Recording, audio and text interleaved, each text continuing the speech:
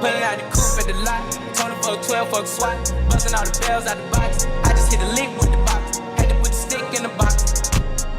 Pour up the whole damn seal. I'ma get lazy. Chers entrepreneurs, bonsoir. Bienvenue dans l'antre du MASH Business Club. Très heureux de vous accueillir. Alors pour ceux qui me découvrent ce soir, on ne sait jamais, notamment en ligne sur YouTube, puisqu'on rediffuse cet événement sur notre page YouTube MASH Agency. Je suis Maxime Gauthier, directeur général de MASH, le cabinet spécialisé en création de sociétés aux Émirats, mais pas que, dans l'accompagnement au quotidien de ces entrepreneurs sur la partie fiscale, comptable, administrative, légale. Et nous avions comme vision, il y a de ça quelques années, de réunir justement tous nos entrepreneurs au sein d'un espace d'entraide bienveillant.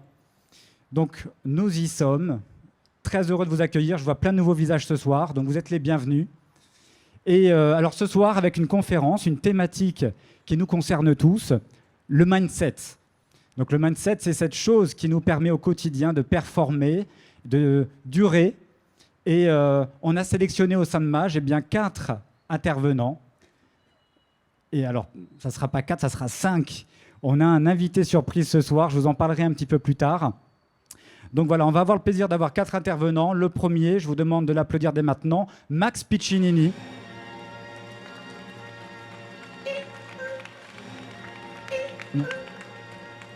Bienvenue chez toi. Merci beaucoup. Bonsoir tout le monde, comment ça va? Oh mon Dieu, c'était... Merci pour votre réponse enthousiaste. Comment ça va? Oh, quand même, comment ça va? Oh mon Dieu.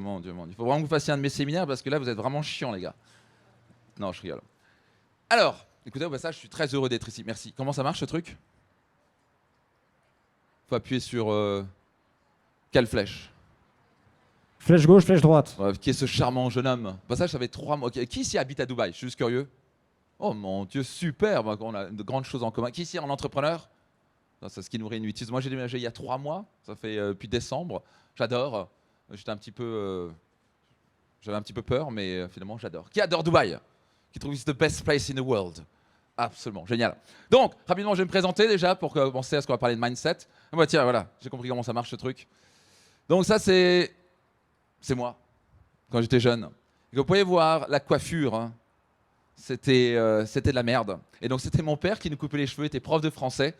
Et donc, comme vous pouvez vous imaginer, on n'avait pas assez d'argent pour aller chez le coiffeur. Donc moi, j'ai une famille, pour beaucoup d'entre vous, ça va être pareil, je suis sûr. Mais ça ramait financièrement. Là, je souris. Là, c'est goldadolescent avec plein de boutons sur la gueule parce que je prenais du lait.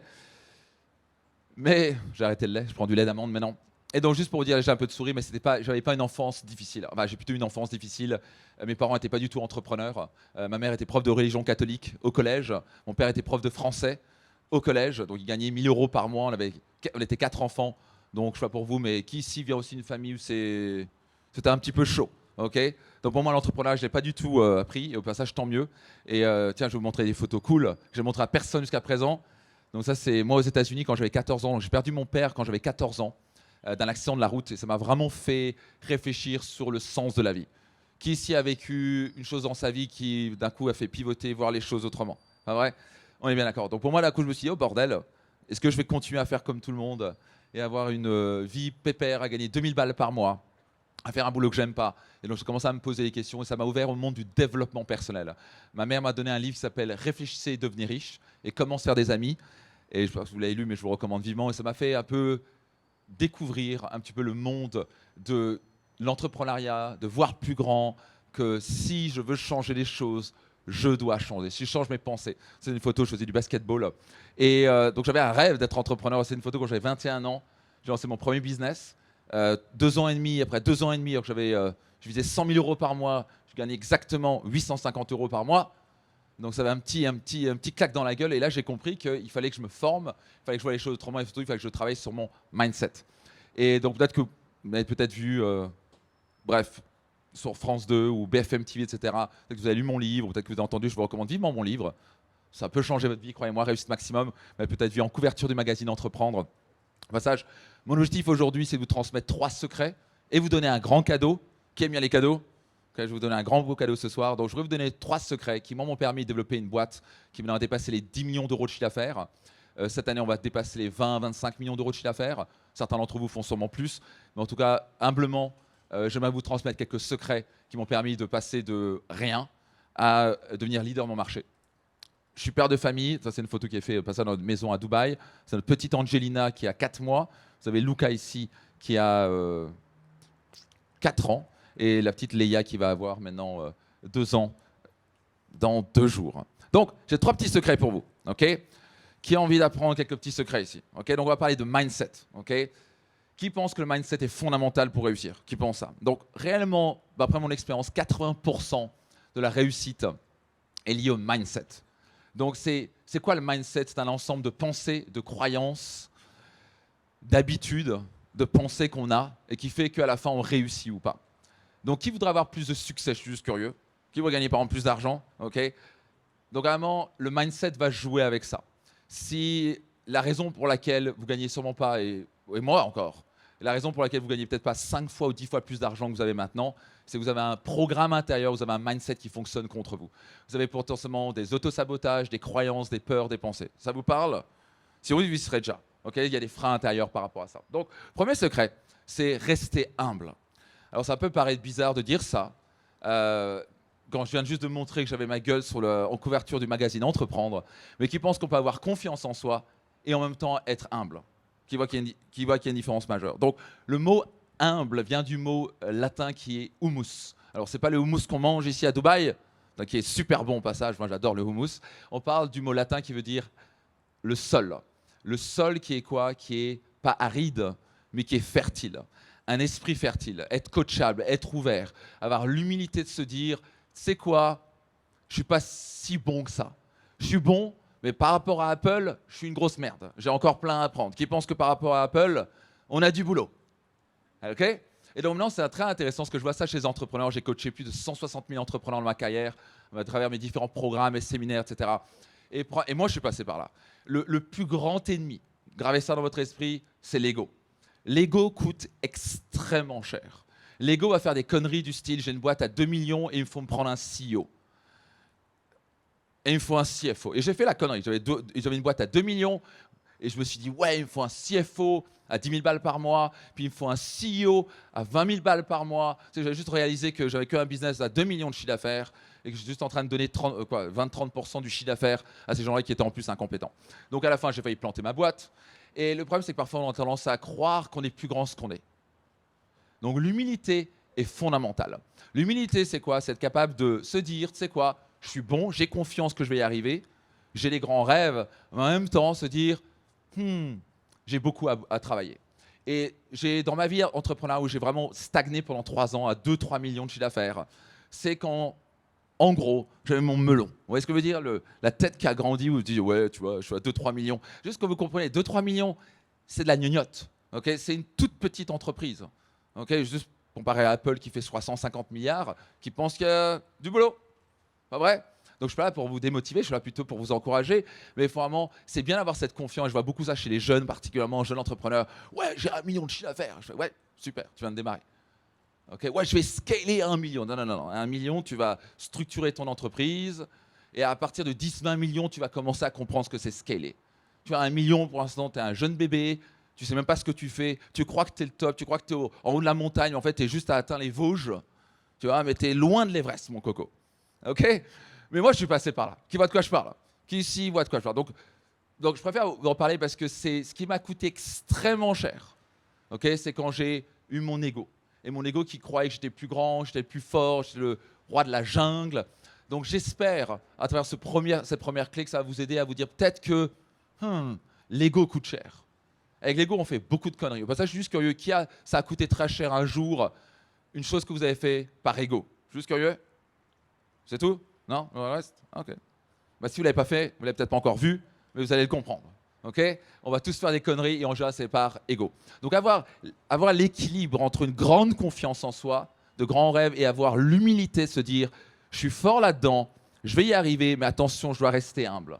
Je dois rester ouvert et me dire que j'ai des choses à apprendre. Qui pense que ça peut être une bonne idée, que c'est un bon petit rappel pour ça? Ok. Le deuxième, ça a l'air bizarre, j'ai mes notes, mais je vais être certain de ne pas oublier.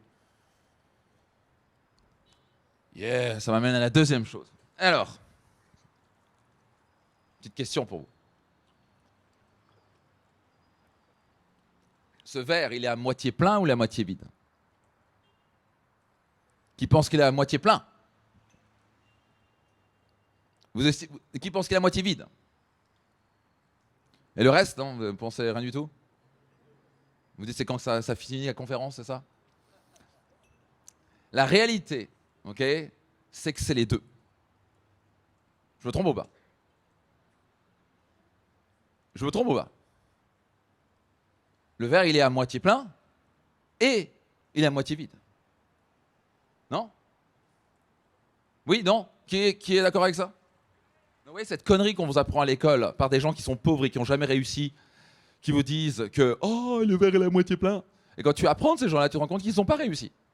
On vous apprend que l'optimisme, alors ça a l'air un peu bizarre, parce que pour un gars qui donne des conférences pour réussir ses rêves, etc., bizarrement, la numéro un de raison pourquoi une entreprise meurt, ou un business qui commence à décoller, passage souvent là où les business meurent, c'est quand ils passent de 1 à 3 millions, s'ils ne savent pas gérer leurs finances. Okay, ils n'ont pas de tableau de bord et genre de conneries. Okay, ils ne savent pas ce que c'est. Ils ne savent pas gérer leurs finances. Ils sont juste chiffre d'affaires, chiffre d'affaires. Au passage, quand on revient à l'ego, chiffre d'affaires, chiffre d'affaires, chiffre d'affaires, ça c'est l'ego. Ouais, j'ai une boîte à 30 millions, j'ai une boîte à 3 millions, on s'en fout. Combien tu gagnes? Ça, c'est la question qui parle. Tu peux avoir une boîte à 30 millions, si tu as 40 millions de coûts, tu viens de perdre 10 millions. Tu vois de quoi je parle? Ok. Donc Air France, par exemple, s'il n'y avait pas l'État, il serait déjà fait mort plein de fois. Ils ont des gros chiffres d'affaires, mais rien du tout. Donc la réalité, c'est pas parce que vous ignorez la réalité, c'est parce qu'on ignore la réalité qu'elle n'existe pas. Il n'y a rien de pire que courir avec enthousiasme dans la mauvaise direction. Pas vrai? Et donc ça pose un énorme problème. Et donc moi, nombre de fois que je croyais que j'étais là, mais en fait, j'y étais pas. On a tendance à gonfler son chiffre d'affaires. On a tendance à se dire « Ouais, j'ai fait ça et j'ai fait ça ». Jusqu'à ce que d'un coup, on devient un peu plus mature. Et par exemple, on va mettre des tableaux de bord financiers et des tableaux de bord business. On va voir, OK, c'est quoi mes marges par produit? C'est quoi mon cash flow? C'est quoi mon flux de trésorerie? Comment ça se passe concrètement? Okay, et c'est hallucinant de voir le nombre d'entrepreneurs. Et moi, j'étais premier. Je dis, ouais, chiffre d'affaires, chiffre d'affaires, chiffre d'affaires. Je passais de 1 million à 3 millions à quelques années. Et à ce moment-là, j'ai failli faire faillite. Je vais remettre 150 000 € dans ma boîte. Donc, j'avais mon ego qui gonflait. Mais puisque j'étais aveuglé par mon ego, et surtout, je regardais l'optimisme. Waouh! Tu vois, je suis là sur scène devant des milliers de personnes. Ce que tu veux. Magnifique, super. Je vais faire faillite. Et je vais faire faillite parce que je ne regardais pas la réalité en face. Et la première chose que je veux tous vous encourager, si vous n'avez pas encore ça, c'est des tableaux de bord. Okay, des tableaux de bord vous permettent de voir la vérité et la réalité en face. Je peux vous dire là, oh, that's Ferrari, ah, like it. Ok. Et donc je me rappelle toujours quand j'ai eu mes premiers tableaux de bord par mon CFO, et je croyais que j'étais certain que, et d'un coup les résultats étaient 4 fois inférieurs à ce que je croyais. 4 fois inférieurs. Le cerveau a tendance à biaiser, à gonfler, à imaginer. Et c'est extrêmement dangereux quand vous pilotez un avion de chasse, un Mach 2, ok, et vous croyez que vous êtes à 30 000 pieds, quand vous êtes à 30 000 pieds, vous êtes en train de voler dans les Alpes. Qui pense tu risques majeur de te prendre la montagne dans la gueule. Tu vois de quoi je parle? Et ça arrive à tellement d'entrepreneurs qui sont là en train de monter, et c'est intéressant de voir, la plupart des entreprises font faillite en pleine croissance. Parce qu'ils ne gèrent pas leurs coûts, ils ne regardent pas leurs marges, etc. Donc, par exemple, c'est devenu tellement un problème majeur qu'un membre de mon mastermind s'appelle, comment je peux oublier, Chantal, pardon, qui est vraiment câblé à fond. Et on a décidé même de créer une boîte ensemble, et faire des tableaux de bord, parce que ça, alors soit les entrepreneurs se retrouvent avec, ils demandent à l'expert comptable et il ne sait même pas comment il fait, soit ils demandent à un CFO qui va lui demander 10 000 balles par mois. Et ça, c'est un carton chez nous, au sein de nos clients. Mais c'est une des choses que je vous recommande vivement. C'est quoi? C'est de mettre des tableaux de bord en place. Qui pense que ça vous permettrait d'avoir la réalité en face. Ça, c'est probablement un des plus grands secrets du succès. Il faut regarder n'importe quel entrepreneur à succès qui est un peu mature. Il va vous parler de ses tableaux de bord, il va parler de ses chiffres, il va parler de ses KPI. Il va parler c'est quoi mon CPL, c'est quoi mon taux d'opt-in, c'est quoi mon coût par lead, et c'est quoi. Mais après, on regarde surtout les marges. Maintenant, c'est bien de parler de chiffre d'affaires. Parlons de marge, parlons de ton cash flow. À quel point tu gères ton cash flow. Ça, c'est fondamental. Le jour où j'ai mis les tableaux de bord en place, où j'ai eu la réalité en face, donc déjà, ça m'a mis une baffe de me rappeler que j'étais 4 fois inférieur que ce que j'étais. Je croyais que j'étais à 600 000 € de bénéfices, j'étais à 150 000 € de bénéfices. Ça fait mal, ok? Un an plus tard, je faisais 1,5 million de bénéfices. Donc maintenant, on a 10 millions d'euros de chiffre d'affaires, les marges sont à 43%, je gagne extrêmement bien ma vie, c'est pas un problème, on va faire 20 millions à 25 millions l'année prochaine. Mais c'est arrivé parce que j'ai dû me mettre dans la réalité. J'ai dû accepter la réalité. Je dis, ok, j'en suis où concrètement?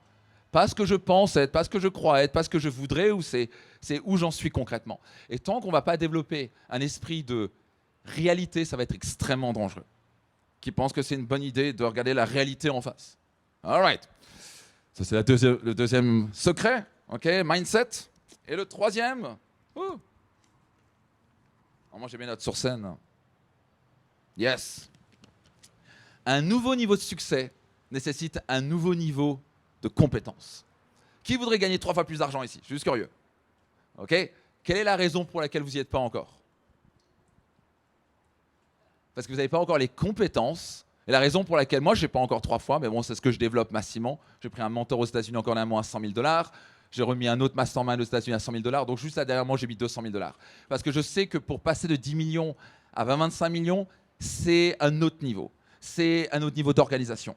Quand je passais de 1 million à 3 millions, j'ai dû me structurer autrement, j'ai dû penser autrement, j'ai dû penser culture d'entreprise, tableau de bord, cash flow, TFT, tableau de flux de trésorerie, etc.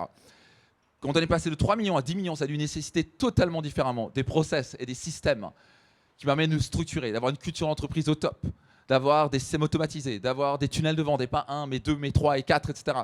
Et donc à recruter, et à bien recruter, et à mettre des systèmes de recrutement pour cela. Donc à la fin, pour passer, si vous voulez passer x3, vous devez penser, vous devez acquérir des compétences x3. Et malheureusement, ce que je vois chez les entrepreneurs beaucoup, c'est qu'ils croient qu'ils vont faire x3 avec les compétences qu'ils ont maintenant. Et le problème avec ça, c'est que ça arrive souvent, ils vont faire PAM, et ils vont taper quoi? Un plafond de verre, et ils vont dire PAM. Et donc le réflexe qui se passe souvent, c'est ouais, tableau de fer. Moi, je suis arrivé à un moment, je me rappelle tout, je me suis dit, c'est bon, je pense que je suis arrivé au maximum. Toute la France me connaît. Toute la Belgique me connaît, parce qu'il y a des gens qui m'arrêtent dans la rue, qui font « Max, c'est toi le coach !» Mais bon, il y a le 9 sur 10 qui ne m'arrête pas. Donc il y en a 1 sur 10 qui s'arrête, mais il y en a 9 sur 10 qui me m'arrête. Donc est-ce que vraiment la France... Je suis là, ouais, je suis arrivé au maximum là. Tu vois, là, je suis à 2-3 millions, je ne veux pas grandir plus. Archi faux.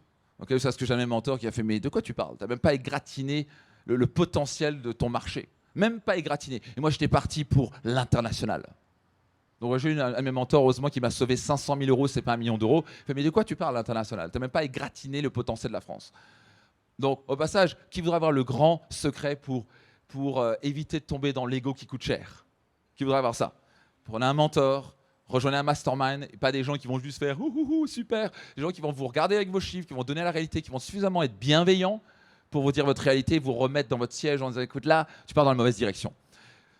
Une des choses, je me rappelle toujours, j'avais ce CFO et ce CEO, et je me rappelle dans ce mastermind, c'était à Austin, Texas, et le gars, il me dit, Max, you are $2.3 million or euros. You don't need a CFO at 10,000 euros per month. This is ridiculous. Et donc, j'ai dû avoir ce mentor qui me dise la vérité pour que je vire ce CFO, qui en passage n'était vraiment pas cool en plus, pour que je puisse m'organiser autrement. Donc, juste sur ce simple conseil, j'ai économisé des centaines de milliers d'euros. Donc, à la fin, c'est les compétences. Donc si je dois revenir à la troisième clé, la compétence. J'ai appris avec le temps, quand j'ai bloqué à 2-3 millions, c'est que j'ai cessé d'acquérir des compétences et je pensais que je pouvais y arriver comme ça. Et en fait, j'étais juste en train de me creuser un trou. J'ai perdu 3 à 4 ans de mon business et de ma vie. Et j'espère, pour vous, vous n'allez pas perdre, parce que j'ai arrêté de chercher de nouvelles compétences. Et à un moment, j'ai dû remettre mon ego de côté. Comme vous pouvez voir, tout est lié. J'ai dû remettre $100 000. Parce que j'ai l'habitude de mettre 30, 40, 50 000 $ seulement. Là, j'ai dû passer un nouveau cap. J'ai dû mettre, ok, je vais prendre 100 000 euros, un mentor, ça me fait chier de le sortir, mais je vais stagner comme ça. C'était réglé. Bam, on est passé à 5 millions, 6 millions, on est passé à la barre des 10 millions. Vous me suivez? Et je sais qu'à chaque fois que ça marche, j'ai besoin de compétences, j'ai besoin d'aller sortir de ma zone de confort.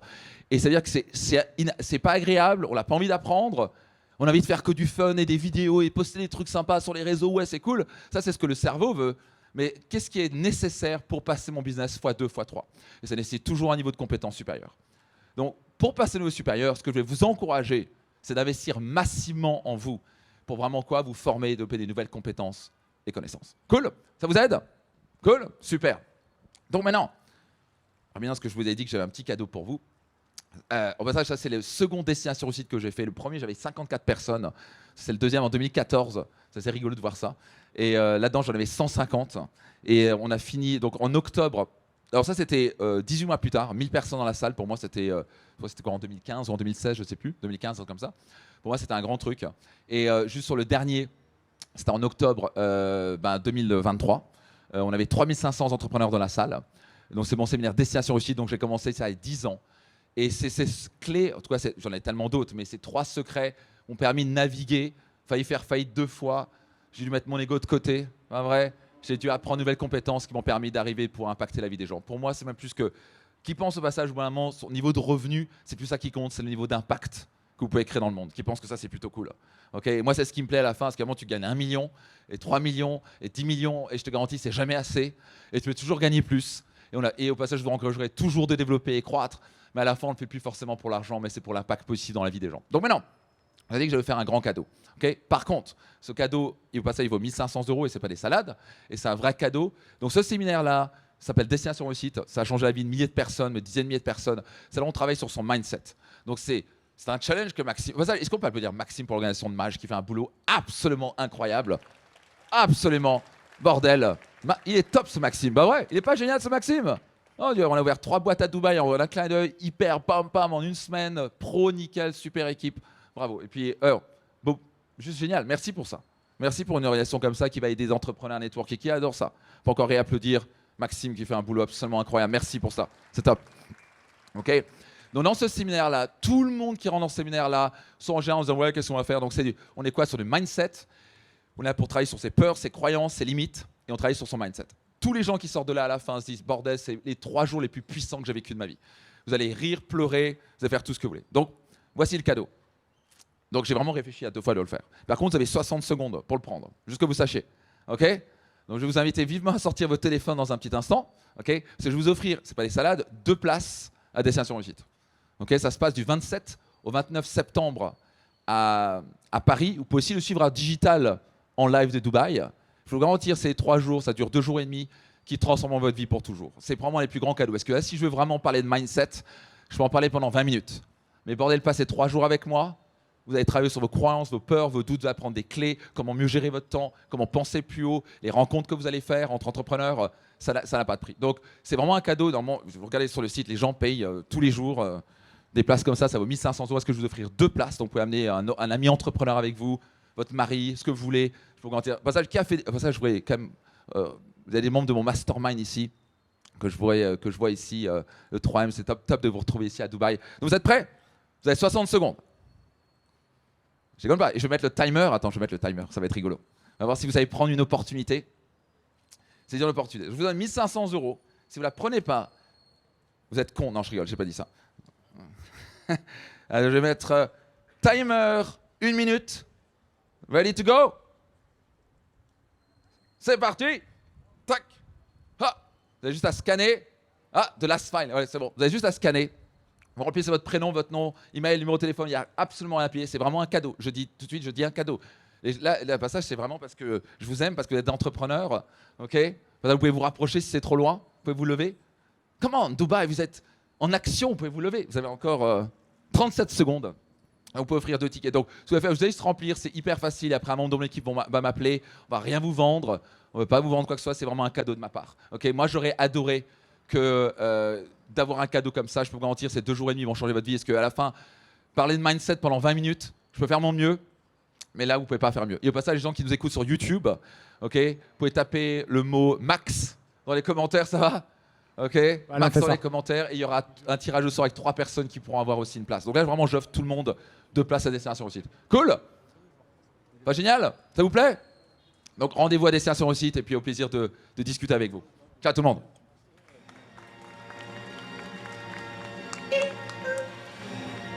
Merci Max.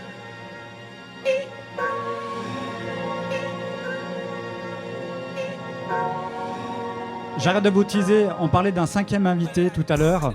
Alors je vous invite à tous, commencer à réfléchir à vos derniers rêves. Parce qu'on parle de mindset, donc c'est des actions, vous savez, qu'on prend bien, voilà, de façon consciente, la journée. Et on s'est dit que ça pourrait être hyper intéressant ce soir d'accueillir la carte Joker, Michael Lamy, qui est un spécialiste dans l'interprétation des rêves. Donc c'est une petite surprise, ça sera à la fin, après les 4 passages sur scène de nos intervenants. Et je vous demande en tout cas, vous le connaissez avec Sans Permission, il cartonne maintenant, il est à Dubaï. Bref, je sais qu'il est là. Antoine, Blanco. Bienvenue chez toi.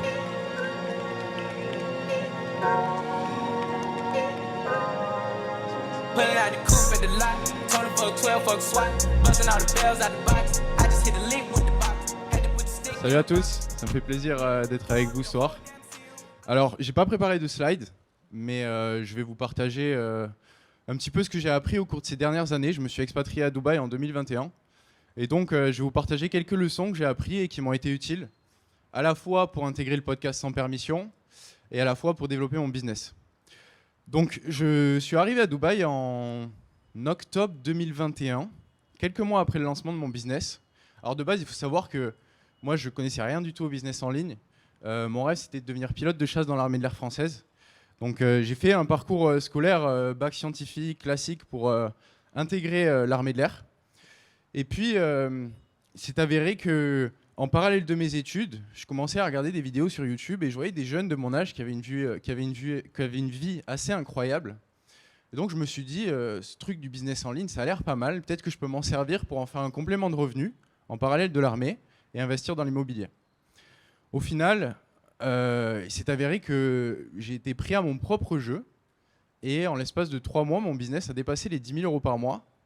Donc, je me suis dit, il y a peut-être un truc à creuser parce que à l'armée, c'est pas la même rémunération et je savais que j'allais être dans un couloir pendant 10 ans à faire la même chose, même si c'est un métier passion. Et donc, je dépasse la barre des 10 000 € par mois, je réfléchis, je me dis putain, je fais quoi ? Ma mère, elle travaille chez Air France, depuis tout petit, le plan, c'est de devenir pilote de chasse. Et je choisis de ne pas aller à la formation. J'ai passé tous les tests, hein. C'est très exigeant. J'ai passé la visite médicale, j'ai été reçu, j'ai reçu ma lettre de convocation et je choisis de ne pas y aller, au grand dépit de mes parents. Et donc là, je m'engage à 1000% dans mon business en ligne et quelques mois après, je m'expatrie à Dubaï, donc en octobre 2021. À ce moment-là, mon business, il faisait autour de 15-20 000 € par mois. J'utilisais majoritairement de l'organique. Et en gros, je vendais des programmes de coaching en ligne dans le fitness. Donc c'est un business qui a plutôt bien marché. Pendant 2 ans, j'ai fait ça. Et là, tout récemment, j'ai lancé une nouvelle offre dans laquelle j'apprends à des personnes à faire ce que j'ai fait moi, donc à développer un business de coaching en ligne. Et le mois passé, j'ai fait plus de 250 000 € avec ce business-là, dont plus de 170 000 de profit. Donc, ce que je veux vous expliquer, c'est comment est-ce que je suis passé de mec qui était sur le point d'entrer à l'armée de l'air et qui a démarré un business un peu au hasard, à faire 250 000 en l'espace d'un mois à 24 ans. Donc voilà, je vais vous parler de mon expérience, je vais vous parler des leçons que j'ai apprises. Je ne me considère pas comme un gourou. J'aime avoir la posture de l'élève et d'apprendre. Si vous regardez le podcast, vous le voyez. Je suis assez curieux de nature. J'aime poser beaucoup de questions. Donc, si on reprend depuis le début, je reprends un peu mes notes. Je vous mets dans le contexte. J'arrive à Dubaï. Okay, ça fait quelques semaines que je suis dans la ville. Et moi, j'adore le sport, donc je m'inscris à une salle de sport. Et puis, en me rendant à la salle de sport, je tombe sur un YouTuber que vous connaissez peut-être tous. C'est le numéro 1 aux États-Unis en infoprenariat, c'est Iman Gadzhi. Est-ce qu'il y en a parmi vous qui le connaissent, Iman Gadzhi? Ok. Donc, assez improbable que je tombe sur lui quand même. Hein. Un mec qui vient de Toulouse, qui débarque un peu à Dubaï par hasard. Je tombe sur lui. Et puis je vois qu'il s'entraîne, il fait du crossfit, mais il est débutant. Il n'y connaît pas grand-chose. Donc je me dis, je vais aller lui parler. Dans tous les cas, je suis seul, je viens d'arriver dans une ville où je connais personne, j'ai rien à perdre. Dans le pire des cas, je me prends un rejet et voilà, je reviens à la personne que j'étais quelques minutes auparavant. Je vais lui parler et il s'avère que je suis agréablement surpris parce qu'on s'entend super bien. On devient vraiment potes et on commence à s'entraîner 3 fois par semaine ensemble et à nouer une vraie amitié. Donc moi, je l'aide gratuitement comme ça à progresser en sport, en crossfit. Et puis quelques mois plus tard, il me met en relation, il invite Yomi à un entraînement avec nous. Voilà, un entraînement de crossfit, donc je les tue tous les deux pendant la séance. Yomi, je pense qu'il s'en rappelle encore. Et pareil, je sympathise avec Yomi. On devient potes, je le coach gratuitement parce qu'il avait aussi des objectifs dans le sport. Et au fur et à mesure du temps, voilà, on noue une amitié aussi.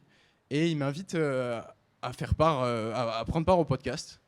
Donc qu'ils avaient lancé avec Oussama quelques mois plus tôt. parce qu'ils avaient besoin d'un animateur. Donc moi, je saisis l'opportunité. Forcément, au début, syndrome de l'imposteur, hein, parce que à côté des deux mastodontes, moi, je suis personne. Mon business, c'est une peanut à côté de Yomi qui fait plus d'1 million par mois. Donc, je pense que ça s'est ressenti, ce syndrome de l'imposteur, un peu sur les premiers épisodes. J'étais pas sûr forcément de ce que je disais. Mais bon, au fur et à mesure du temps, je me suis adapté, j'ai pris ma place. Et si je vous explique cette petite anecdote, c'est parce que ce qui m'a beaucoup aidé pour créer des relations avec ce type de personnes, c'est le fait d'essayer d'apporter un maximum de valeur sans rien attendre en retour. Quand on network, souvent, on a en arrière-pensée ses propres intérêts et on va essayer de se survendre. On va essayer de parler et d'expliquer ce qu'on fait, combien on fait, pourquoi on le fait. Moi, j'ai toujours eu la posture du mec curieux. J'ai toujours adoré poser des questions et j'ai compris, je l'avais lu dans un livre déjà, que le meilleur moyen d'être intéressant, c'était d'être intéressé. Parce qu'en posant des questions aux gens, en s'intéressant sincèrement à leur passion, pas en faisant semblant, hein, mais en s'intéressant sincèrement, ils se sentent bien, ils parlent de ce qu'ils aiment et ils apprécient notre présence. Donc un des trucs qui m'a été vraiment utile, ça a été d'avoir cet état d'esprit, déjà de prendre des risques, parce que voilà, aller parler à Eman, c'était pas facile. Hein. Donc prendre des risques et derrière, essayer d'apporter un maximum de valeur, parce qu'en apportant de la valeur, on construit de la confiance, et toujours sans rien attendre en retour. Donc, petite leçon. Voilà, moi je vous partage ce qui a bien marché pour moi au niveau du networking. Le fait d'être intéressé, ça marche plutôt bien. Deuxième petite leçon que j'aimerais partager avec vous et qui m'a été fortement utile au cours de ces dernières années, c'était il y a 1 an. Donc il y a 1 an, j'ai eu l'idée un peu stupide de m'inscrire, j'ai vu ça passer sur mon feed Instagram, une ad, de m'inscrire à un trail de 50 km qui était à 1 heure de Dubaï, dans le désert, alors que je n'avais jamais fait de course à pied auparavant. Donc j'étais complètement novice et je partais un peu à la découverte de moi-même, à l'inconnu. Alors pour ajouter à la complexité du truc, évidemment, la veille, j'apprends qu'il n'y a pas d'hôtel à proximité de la course. La course est à 4h30 le matin, il n'y a pas d'hôtel à proximité. Donc dans l'urgence, je pars à Decathlon m'acheter une tente. J'ai jamais monté de tente de ma vie, hein, les gars. Je ne sais pas comment ça fonctionne, j'ai jamais fait de camping. Mais bon, je m'en fous, je vais acheter une tente à Decathlon. Je prends un chauffeur privé qui m'amène, je le paye, je lui dis s'il te plaît, reviens me chercher demain, sinon je suis keblo dans la cambrousse. Et puis je regarde des tutos YouTube, j'arrive dans un parking et je regarde des tutos YouTube pour savoir comment monter une tente. Et je dors dans la tente, là, sur le parking, quelques heures. Donc c'était déjà une belle expérience. Et puis le matin, je me lève, je vais m'enregistrer pour la course. Et là, je tombe que sur des mecs ultra expérimentés. Genre les équipements de malade, les gels ici, vraiment ils étaient très très chauds et je me sentais pas à ma place parce que j'avais jamais fait ça. Je me dis c'est impossible que cette course la finisse. J'ai jamais fait de marathon, je suis pas un coureur. Mais bon, pour le fun, on va se challenger, on va voir ce que ça donne. Je cours les 30 premiers kilomètres et franchement, je me surprends.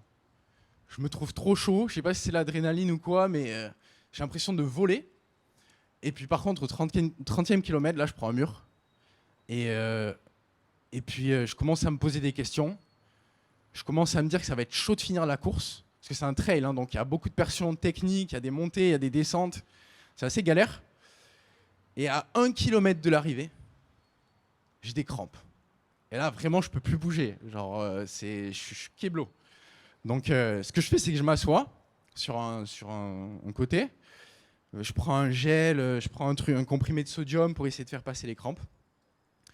Et j'arrive à finir la course avec pas mal de crampes, vraiment en galère pas possible. Je pense que c'était l'expérience la plus difficile de ma vie.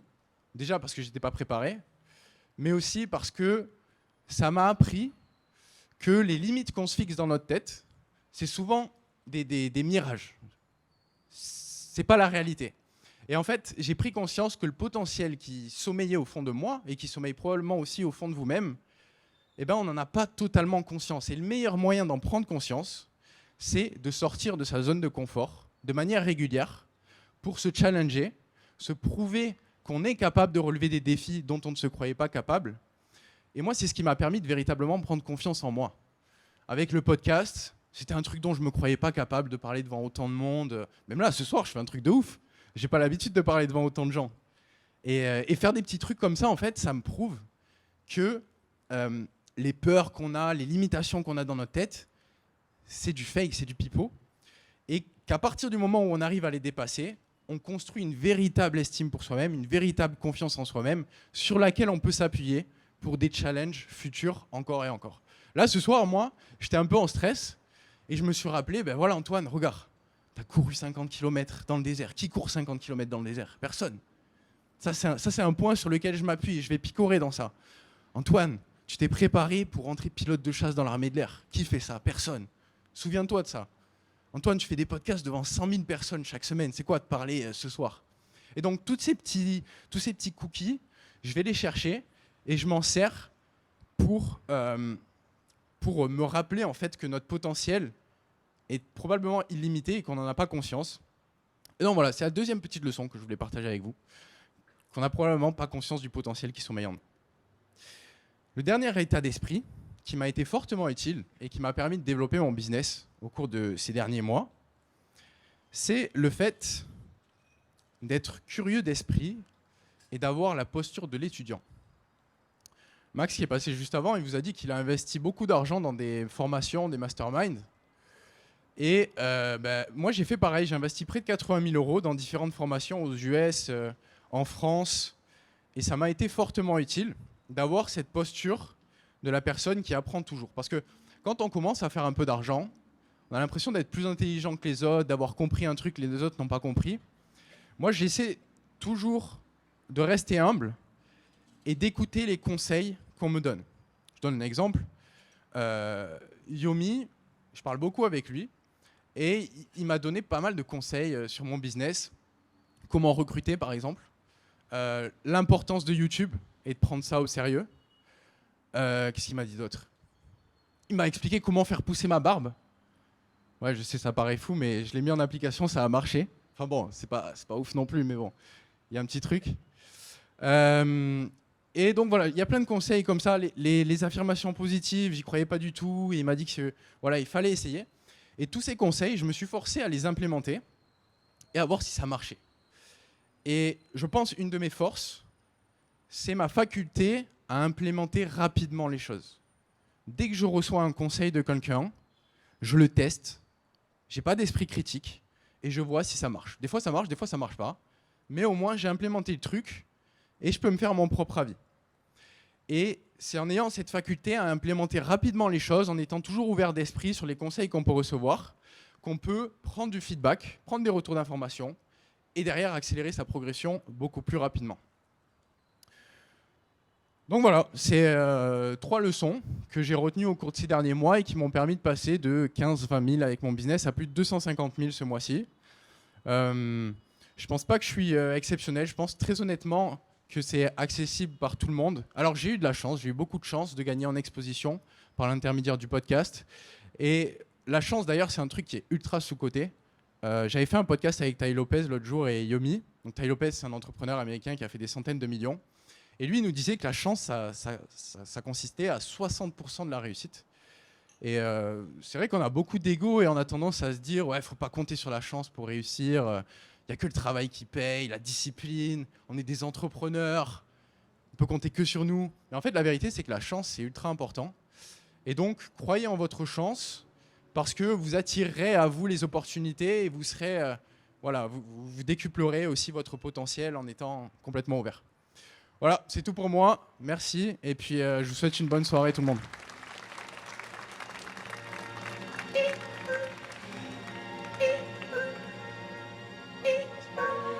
Merci Antoine. C'était pas prévu, mais alors je sais qu'Antoine, il fait son podcast avec Yomi. Yomi, alors vous le connaissez tous. Je crois qu'il est allergique aux conférences. Il en fait très peu. Je vous propose qu'on chante une chanson ce soir pour qu'il vienne à la prochaine. On va le sortir de sa grotte. Alors après moi, tous ensemble, on va faire une chorale. Yomi, on t'attend. C'est parti. 1, 2, 3. Yomi, on t'attend. Encore une fois, Yomi, on t'attend. Merci beaucoup pour Yomi. Bon, j'ai le plaisir d'accueillir maintenant un entrepreneur, deux entrepreneurs. Ils vont passer chacun leur tour, mais Aurélien Pruvot, qui est un très bon entrepreneur, qui est à la tête de La Familia. D'ailleurs, vous êtes beaucoup ce soir à être venus grâce à Aurélien et à profiter de tout ce qu'il fait au quotidien. Ils sont à l'initiative avec Laura Mansouri, donc ils sont associés, je pense, dans la vie, mais aussi dans les affaires. Et ils sont à l'initiative aussi de super projets comme le Web2 Connect. Et voilà. Donc, je vous demande de faire un tonnerre d'applaudissements pour Laura Mansouri.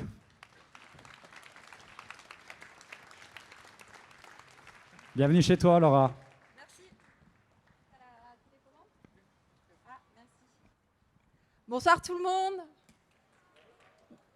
Déjà, levez-vous un coup, là. Vous êtes un peu endormis. Allez, debout. On s'étire un peu. Alors, tout à l'heure, Violaine, elle m'a dit de me mettre exactement dans ce petit carré-là, parce que c'est à cet endroit-là précis que je suis la plus belle, elle m'a dit.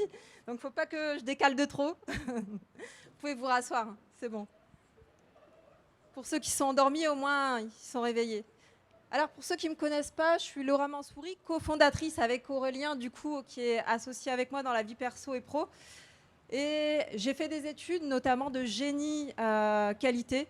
Donc, pour ceux qui ne savent pas, c'est créer des processus. Je travaillais plusieurs années pour PSA, pour Airbus, L'Oréal.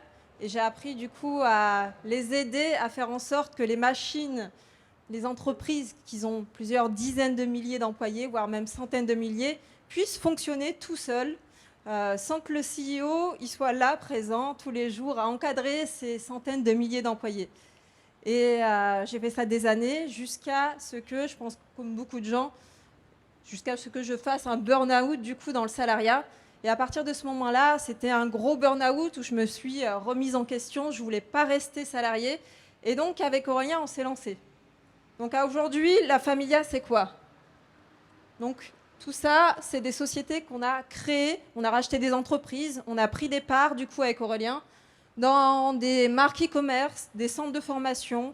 On a près d'une centaine de biens immobiliers aussi en France.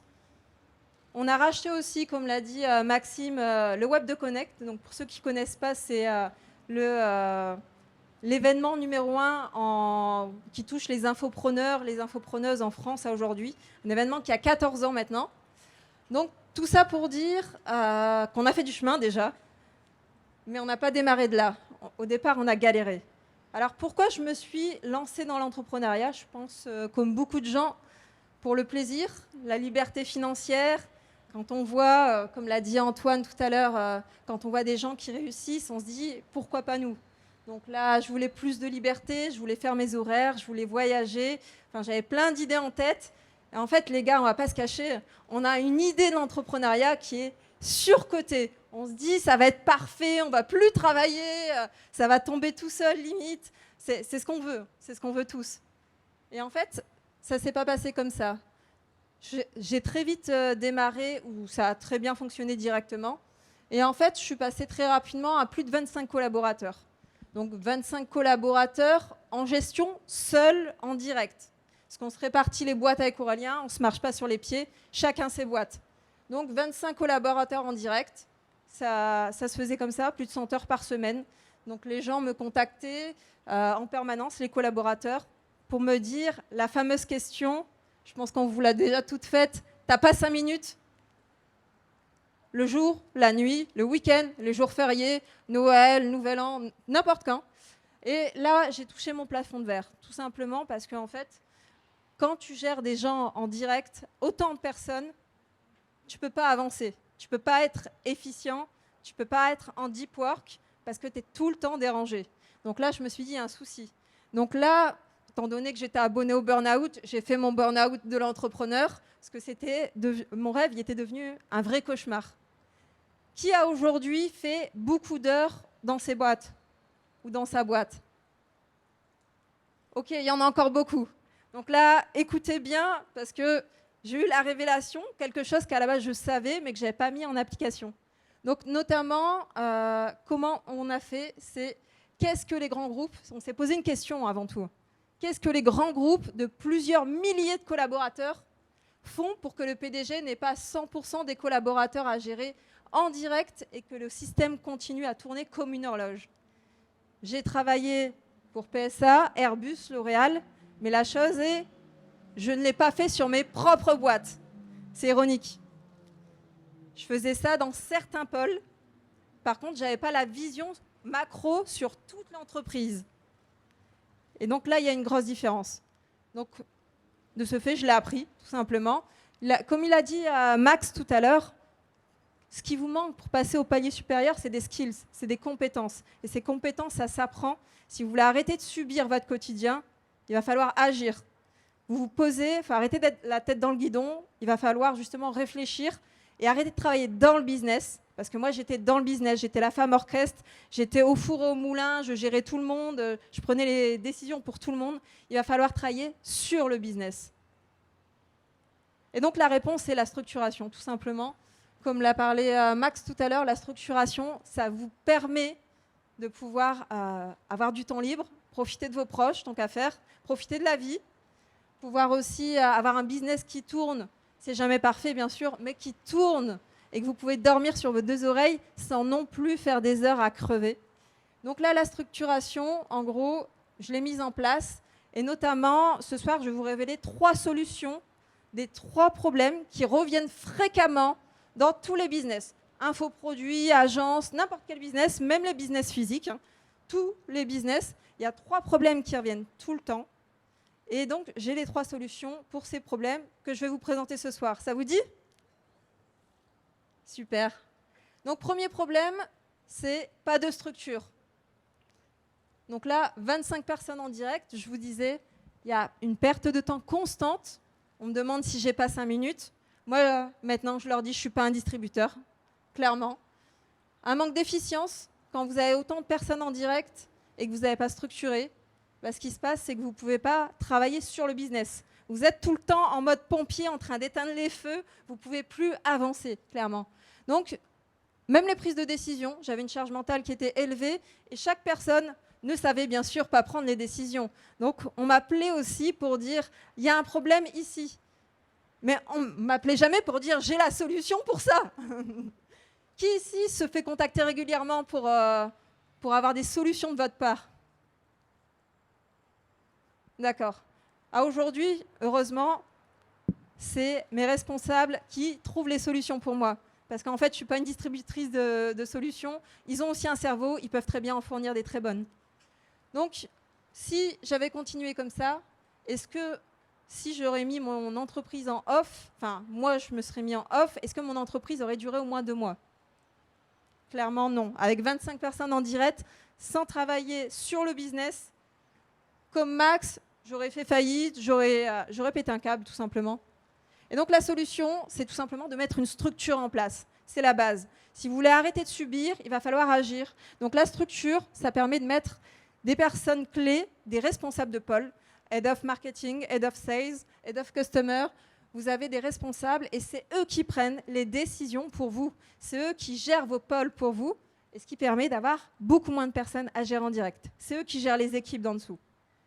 Et bien sûr, il faut bien les choisir. Il faut savoir recruter. L'importance du recrutement, c'est très, très important. Et tout ça, ça m'a permis d'avoir maintenant 5 personnes en direct, aujourd'hui sur une équipe de 40 personnes. Donc j'ai encore plus de personnes et ça me prend une demi-journée par semaine par entreprise. La gestion d'une entreprise, c'est une demi-journée, pas plus. Si ça vous prend plus, c'est que vous n'avez pas fait ce qu'il fallait. Les personnes en direct, maintenant, ont le pouvoir décisionnel. Je leur ai appris à prendre des décisions. Je leur ai donné un cap en argent, tout simplement. Jusqu'à X euros, tu as le droit de prendre les décisions. Ensuite, ils ont été formés à faire preuve de discernement. Aujourd'hui, je travaille moins, mais par contre, je travaille sur ce qui me fait plaisir, mais aussi sur le fait de faire des procédures, des processus. Ouais, comme l'a dit Max tout à l'heure, c'est pas ce qui fait kiffer beaucoup de gens, mais vous êtes obligé de passer par là si vous voulez arrêter de subir votre quotidien. Donc mon taux de stress, il a grandement diminué et aujourd'hui, je prends beaucoup de plaisir dans mes boîtes. Problème numéro 2, c'est que je n'avais pas de visibilité claire. à aujourd'hui, j'échange avec beaucoup d'entrepreneurs à Dubaï, en France, aux États-Unis. Et chaque fois que je pose des questions à des entrepreneurs qui sont, on va dire, en dessous du 1-2 millions, quand je pose des questions de KPI dans certains pôles, ils n'ont pas la réponse. C'est quoi ton bénéfice? C'est quoi ton taux de closing? C'est quoi ton taux no-show? C'est quoi on peut poser énormément de questions. Si le CEO n'a pas les réponses à ces questions, comment vous voulez résoudre vos problèmes? Comment vous voulez trouver des solutions à votre entreprise? Si vous n'avez pas les chiffres, bah, vous n'irez pas plus loin, tout simplement. Donc là, je prenais des décisions à l'aveugle. Je n'avais pas les chiffres. Donc, je ne connaissais moi-même pas mon entreprise. Donc, c'est une honte de ne pas connaître son entreprise, ses chiffres. Et tout ça pour dire que qui détient l'information domine. Le savoir, c'est le pouvoir. Si vous ne connaissez pas vos chiffres, si vous ne connaissez pas votre entreprise, vous ne savez rien d'elle. Et donc, la solution, ça a été tout simplement mettre en place des KPI. La base. Donc, dans chaque pôle, vous avez des KPI et vous devez faire en sorte que ce soit les responsables de pôle qui vous livrent les KPI sur un plateau une fois par semaine et de voir qu'est-ce qui fonctionne, qu'est-ce qui ne fonctionne pas. Ils doivent réfléchir en amont aux solutions. Pourquoi c'est rouge? Ils doivent avoir une explication. Ils doivent avoir plusieurs solutions à proposer. S'ils arrivent avec des KPI rouges sans avoir l'explication, sans avoir plusieurs solutions à proposer, c'est même pas la peine de revenir. C'est simple. Donc, les KPI avec le tableau de bord, le dashboard, tout simplement pour voir vert, ça fonctionne, orange ou jaune, c'est pas terrible, et rouge, c'est une catastrophe. Si vous n'avez pas ça, vous n'allez jamais avoir de visibilité sur ce qu'il ne va pas. Donc tout ça, ça m'a permis d'avoir une visibilité beaucoup plus claire sur mon business. Donc un gain de temps. Le temps, on le sait tous, c'est de l'argent. Mise à jour des KPI une fois par semaine. Chaque manager sait à l'avance qu'est-ce qui est OK et qu'est-ce qui ne l'est pas, tout simplement. Maintenant, on a un tableau de KPI de plus de 200 KPI qui est réparti sur différents pôles. Et pour tout savoir justement dans les moindres détails. Si vous n'avez pas les informations, vous ne pourrez pas avancer, vous ne pourrez pas dominer votre entreprise et votre marché. Donc rappelle-toi, qui détient l'information domine. Et en fait, votre travail de CEO est de piloter votre entreprise. Vous n'êtes pas un créateur de contenu. Vous n'êtes pas là pour deviner des solutions, pour dire j'ai envie de faire ça, je vais le faire. Non, c'est les KPI qui vont parler pour vous. Et c'est grâce aux chiffres que vous allez pouvoir prendre les décisions et les bonnes décisions.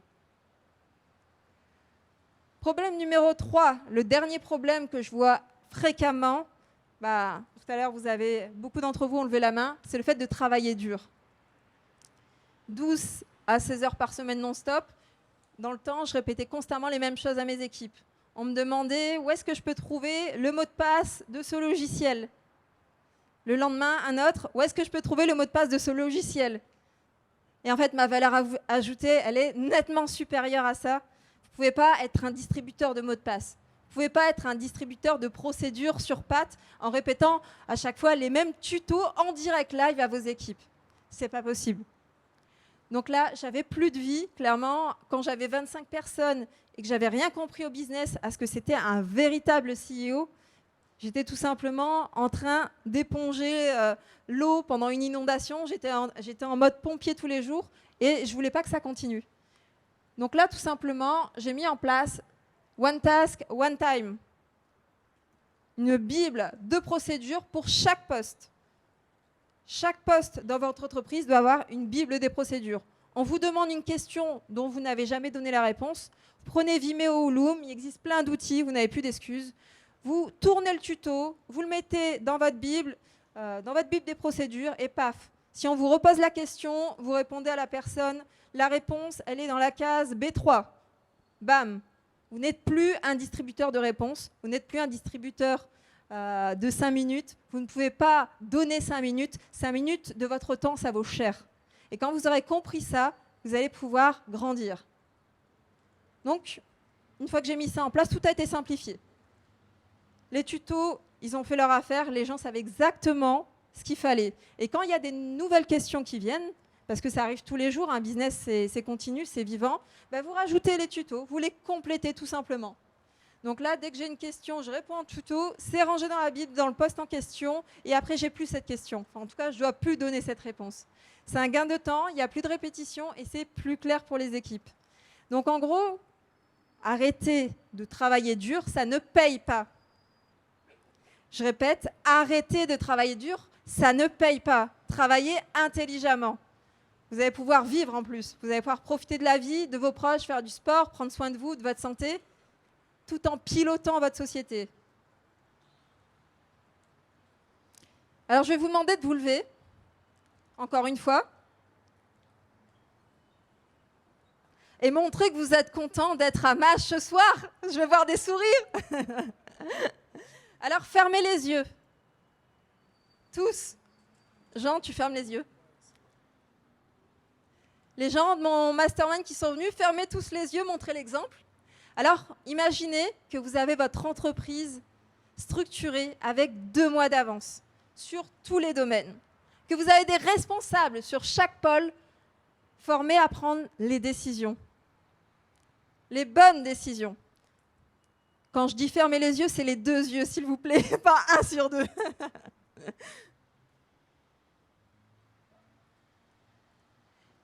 Imaginez que vous avez un business qui travaille tous les jours pour vous grâce à la structuration. Imaginez votre vie. Si vous avez un business qui travaille pour vous et non pas vous qui travaillez pour lui. Imaginez votre quotidien de dirigeant avec tout ce temps libre. Qu'est-ce que vous en feriez ?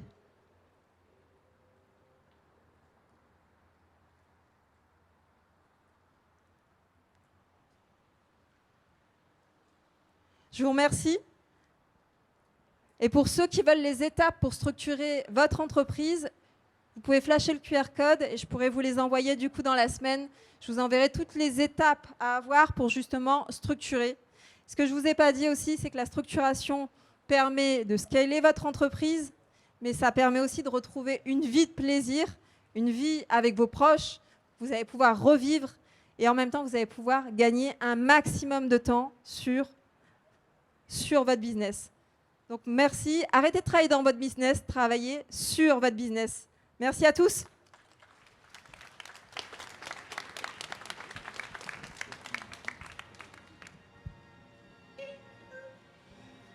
Ah là là là là. Merci. Je vous demande de faire un tonnerre d'applaudissements pour Aurélien Pruvot.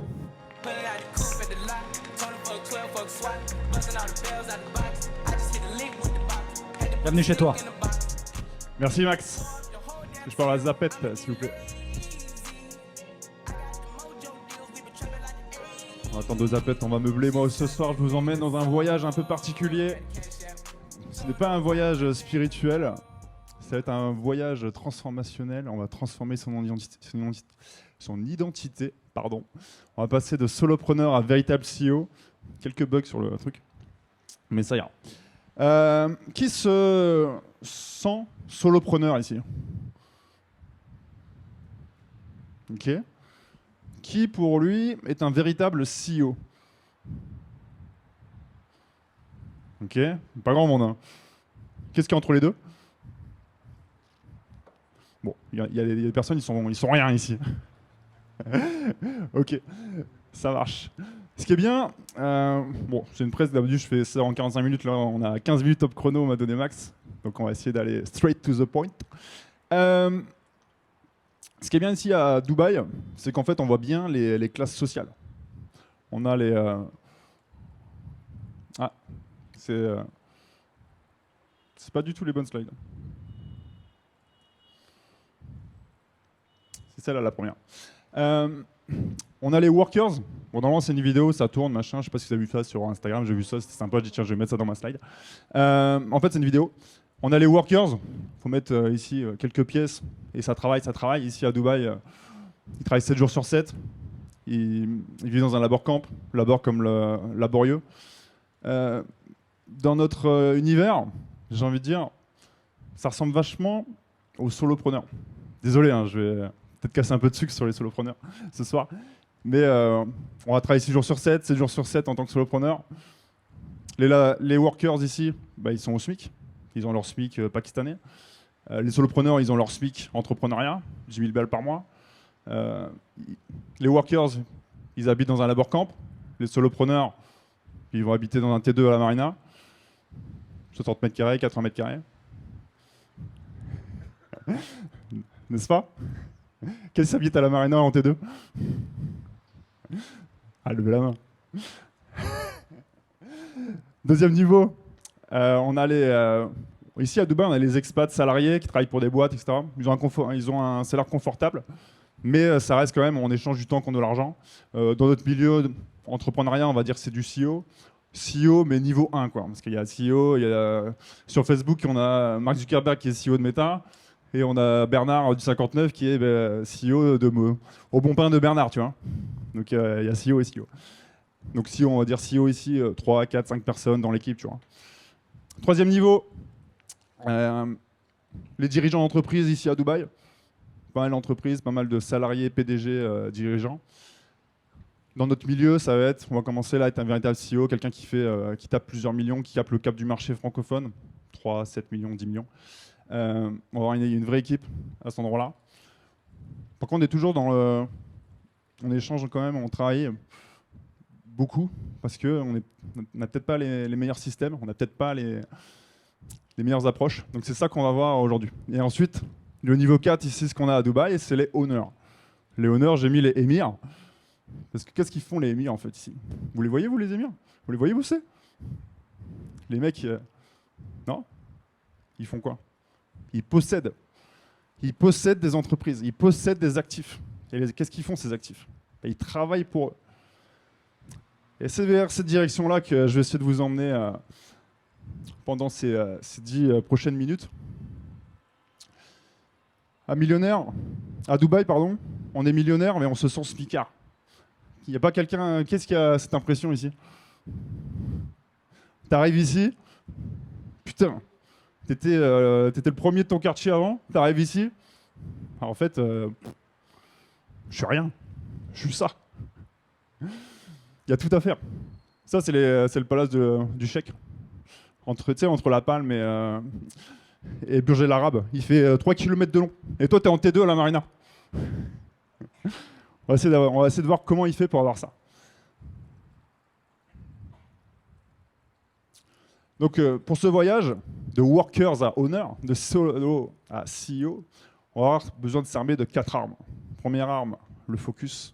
Deuxième arme, l'approche processus, on l'a vu avec Laura. Troisième arme, l'effet de levier. Quatrième arme, l'approche business angels. De loin la plus importante. Restez jusqu'à la fin, il y aura l'approche business angels. Ah, tu sens les années de webinaire là. Alright. Donc comme l'a dit Laura associée dans la vie comme dans le pro, on a fondé La Familia, qui est une coopérative de CEO et de business angels. Notre objectif, c'est de caler par la structuration toutes sortes de boîtes en ligne, même si on a des boîtes physiques aussi, et d'aller scaler ça jusqu'au cap de marché francophone. Nous, généralement, entre 3 et 7,5 millions de chiffre d'affaires annuel, on arrive à y aller sans... Bon, pas sans difficulté, parce qu'il y a toujours des difficultés, mais ça se fait, quoi. On partage ressources, process, tout ça. On a créé une méthode, en fait, qu'on travaille, qu'on partage. On a une méthode qui est sans mission pour 1 million de CA, sans mission pour 10 millions. Et on a une troisième méthode sans mission pour 100 millions, qui n'est pas encore actualité, parce qu'on est en road to 100. Donc quand on les aura fait, si Max me réinvite, je reviendrai sur cette scène et je partagerai ce blueprint. Mais pour l'instant, on peut voir comment nous on a fait, comment on scale, en tout cas un business qui part de 100 000 jusqu'à 100 millions, 10 millions déjà, ça sera déjà pas mal. Méthode inspirée par Alexandre Mozy, Warren Buffett, Robert Kiyosaki. On a mis ces 3 figures dans un shaker et on s'est fait, tiens, ça peut être intéressant de créer notre propre méthode qui fonctionne, qu'on a expérimenté depuis 2015. Là, je vous fais un voyage en 15 minutes. Moi, ça m'a pris 5 ans. Et ça fait 9 ans ou 10 ans là, qu'on a démarré cette aventure. Première étape, quand on est solo et qu'on veut se diriger vers notre posture de CEO, ça va être le focus. Dès que je vois un solopreneur, tout de suite, première erreur que je vois fréquente, c'est j'ai 2-3 offres d'appels différentes, je cible 2-3 avatars clients différents. Non, la règle des 6 fois 1. Un avatar client égale une entreprise. Une entreprise égale une problématique égale une offre d'appel. Une offre d'appel égale une machine à laver. Machine à laver, je vous explique après ce que c'est. Si vous êtes solopreneur, là, vous faites 150K plus ou moins de chiffre d'affaires annuel, vous faites déjà ça, rien que ça. Là. Cette année 2024, c'est 1 million de chiffre d'affaires à la fin de l'année. Easy. C'est trop sous-coté le focus. Machine à laver, qu'est-ce que c'est? Je le partage rapidement, je ne vais pas aller dans le détail. Mais aujourd'hui, qu'est-ce qui se passe? C'est que le lead sur les réseaux, le lead sur Meta, sur YouTube devient de plus en plus cher. Le lead en organique, il faut passer du temps. Pourquoi on le gaspille? Pourquoi on fait un tunnel sur une semaine, 15 jours, 3 semaines? Nous, on a un tunnel sur 18 mois, pardon, 18 ans ça fait beaucoup. Hein. Sur 18 mois, le mec, on va lui envoyer des lettres postales, etc. Qui fait ça ici? Personne. Il y a 3% des gens, ils sont prêts à acheter tout de suite. Ok, bah, la machine à laver, elle a un programme express. Hop, VSL, closer, on close. Il y a 7% des gens, ils ont le besoin, mais ils veulent en savoir plus. Ok, machine à laver, programme complet, la totale, on lui donne tout, on le close. Les mecs, ils sont rentrés. Ils ont suivi ton programme, ton service, peu importe. Bah, il faut bien le faire prolonger. Programme essorage, programme rinçage. On envoie. La time value, c'est trop important. Donc ça, vous mettez ça en place, vous mettez un programme comme ça, on a un programme de transformation prospect-client, après on met notre cerveau sur off, on envoie des leads dedans, le chiffre d'affaires il tombe tout seul. Si on a bien ciblé, un seul avatar client, une seule problématique, une seule offre. Je ne dis pas qu'on peut pas avoir plusieurs offres. Je dis qu'il faut une seule offre d'appel. Après, on peut faire upsell, downsell, cross-sell, peu importe. OK? Deuxième étape, l'approche processus. Je ne vais pas aller dans le détail parce que c'est ce que Laura vous a présenté juste avant. Mais en gros, que vous voulez un empire, comme moi, que vous voulez revendre votre entreprise, comme moi j'ai fait aussi, que vous voulez siroter un cocktail sur la plage, il va falloir bouffer du processus, les gars. C'est obligatoire.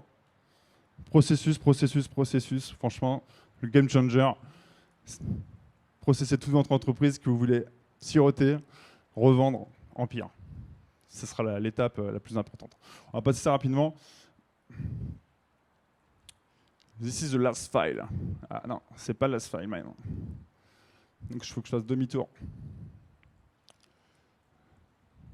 C'est bien, ça tease. Donc ça, c'est la troisième étape, c'est pas le 1. Donc à ce niveau-là, on commence à être ancré dans notre posture de CEO. On commence à faire quelques millions de chiffre d'affaires. Ça commence à être intéressant. Chiffre d'affaires avec le bénéfice, hein, sinon c'est pas marrant. Et on va utiliser l'effet de levier. L'effet de levier dans le business, il y en a plein. J'en ai listé 4. 4 plus importants que je trouvais intéressants. Le premier, la connaissance, la compétence. On apprend une chose une fois, et derrière, je vais pouvoir la réutiliser une infinité de fois.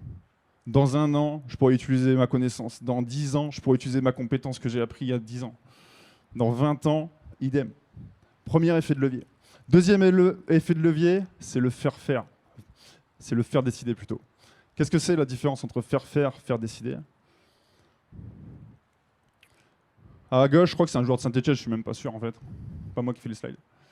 Et à droite, on a le PSG. Toi, t'es bon au foot, non? Tu l'as reconnu à gauche? Ah, je sais pas qui c'est. En fait, là, vous faites des millions, vous avez du budget. Faites pas la pince, les gars. On veut des A-players. Mbappé, je vais pas lui dire, tiens, vas-y, tu fais un passement de jambe, ensuite, tu vas dribbler le mec comme ça et tu vas tirer dans la lucarne à droite. Non, moi, je vais dire, tu me marques un but. Son objectif, c'est marquer un but. Et le comment, c'est lui qui sait faire. On l'a embauché pour le comment. On l'a pas embauché pour dire, tiens, comment je fais? Ça, c'était avant. Quand on n'a pas les moyens, quand on va à Lidl. Ou quand on est à Saint-Etienne. Désolé, hein, c'est des supporters de Saint-Etienne. Il n'y a pas l'air. Ça va? Ils sont pas à Dubaï, les Saint-Etiennois.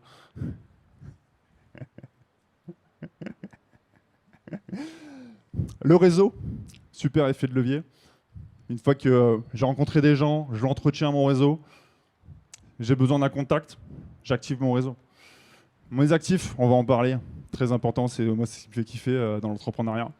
En gros, quand on est à ce niveau-là d'entrepreneuriat, notre posture de CEO, c'est quoi notre rôle? Ça va être de faire en sorte que les choses qu'on fait vont dans la direction de notre vision et de notre stratégie, de la bonne manière, les systèmes, au bon moment, tout ce qui est opérationnel, et par la bonne personne, les bonnes personnes en tout cas, l'équipe. Ça va être vraiment cette mission à cette étape-là. Généralement, à ce niveau-là, on fait que 3 choses dans notre entreprise. On est beaucoup moins dans l'opérationnel qu'avant. On va établir la vision long terme. Je réfléchis aujourd'hui pour ma vision de demain. Je vais transmettre le leadership aux équipes. Je parie sur des high players dans mon équipe aujourd'hui, qui seront mes head-off, qui seront mes CEO, mes COO de demain. Je représente l'entreprise. Je crée du réseau. Je deal. En tout cas, je prépare des gros deals de demain. Super important. Pourquoi? Pour la 4e étape, pardi. Ok, ça c'est la 4, c'est pas le 1. De véritables CEO à Business Angels, en fait ici, à cette étape-là, on n'est plus du tout gérant. Je vois que ça prend des photos, etc. Je partagerai les slides à la fin, t'inquiète pas. À cette étape-là, on n'est plus du tout gérant, on est propriétaire. Au départ, on était solopreneur, on était en mode, on jouait tous les postes sur le terrain. Ensuite, on était sur le banc de touche, en mode coach, je coachais mon équipe. Après, j'étais ensuite présidentiel tranquillement en train de flûter ma flûte de champagne et regarder le match. Et maintenant, là, ce qui m'intéresse, c'est acheter le club. C'est posséder le club. Vous savez, l'émir, le palais là-bas, comment on fait pour y aller? On possède. Après, 0% en personnel ici. Et comment je fais? Du coup, la question qui revient souvent quand j'explique ça. Merde, je vais faire quoi de mes journées, moi? Comment je fais pour apporter de la valeur à mon entreprise si je ne suis plus dans la gestion quotidienne de mon entreprise? Très bonne question. Qui connaît ce monsieur? Jack Welch. 1, 2, 3, 4, 5, 6, 7, 8. PDG de General Electric, un des plus grands PDG américains. Il a reçu un chèque de 400 millions pour la retraite. Pourquoi? Parce qu'il y a 20 ans de service en tant que PDG à General Electric. Il est passé de la valorisation de General Electric de 14 milliards à 600 milliards. Il a surperformé le SP500, donc qui est l'indice des 500 entreprises les cotées en France, aux États-Unis, pardon. Il a surpassé 3 fois. Donc si ça tournait à 7-8% par an, lui il était à 20-25% par an de croissance avec son entreprise sur des milliards. Hein. On n'est pas sur nos entreprises à millions tranquilles, quoi. Qu'est-ce qu'il a fait pour faire ça? Lui, il a utilisé l'approche véritable CEO. Donc vraiment gestion de l'entreprise quotidienne, enfin gestion de l'opérationnel. Même si voilà, c'est pas le même opérationnel qu'on peut l'entendre. Il va restructurer des unités de production entières. Il va faire le showman avec la presse, très bon là-dedans. Il va prendre 3 fois l'avion dans tout le pays des États-Unis pour aller motiver ses troupes, pour aller motiver les équipes. Mais si je vous parle d'une autre approche, qui a performé de 20 fois au-dessus du SP500 sur la même période, avec 8 CEO différents, femmes et hommes confondus, que Jack Welch. Donc Jack Welch, super connu. 8 CEO qui ont fait 20 fois le SP500, lui il a fait 3 fois, sur des entreprises du SP500, hein, pas des petites entreprises. Hein. Méthode très peu connue, et c'est ce qu'on va voir tout de suite, c'est l'approche Business Angels, c'est celle qui me fait moi le plus kiffer. Si vous voulez en savoir plus, il y a un super bouquin, The Outsiders. Achetez-le maintenant sur Amazon, ça coûte rien. Ça reprend la carrière de ces 8 CEO, en fait. Comment ils ont fait dans leur entreprise, comment ils ont développé ça grâce à l'approche Business Angels. En gros, qu'est-ce que ça nous dit? Ça nous dit déjà, on n'est plus CEO, en fait. On délègue tout ça, là.